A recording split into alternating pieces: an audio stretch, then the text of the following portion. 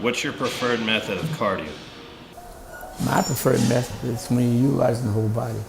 So I like doing the treadmill, and the incline, so I can get my whole body into the movement.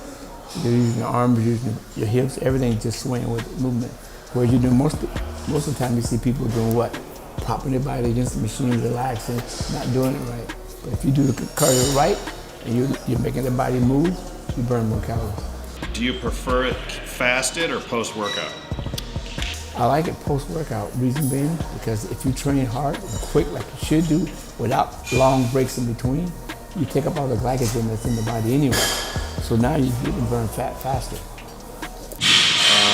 Do you have like a prescribed heart rate that you generally like to give to a client that they? I can't because everybody's individual. You get what suits that client per se. Is it possible for someone to gain muscle and lose fat at the same time?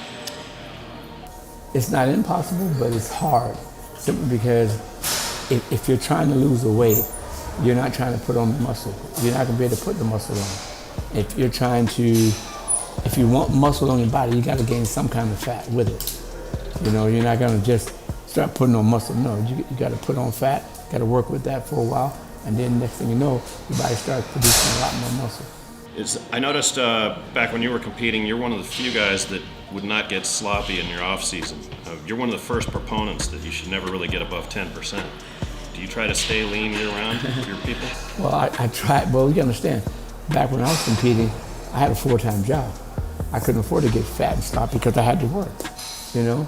But I did get heavy at one point, and it almost killed me. I tried to walk the stairs just to see what it felt like. And it proved to me that I had to get my weight back down.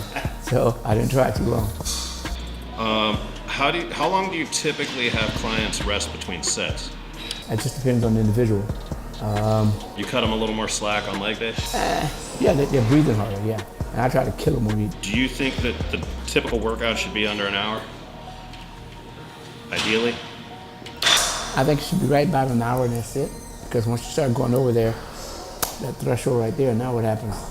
You start burning up muscle again because why? You're hungry again. You gotta feed the body. How do you like to break up do you go 50% protein, 30 carbs, 20 fat, or do you have a universal? It just depends on the person.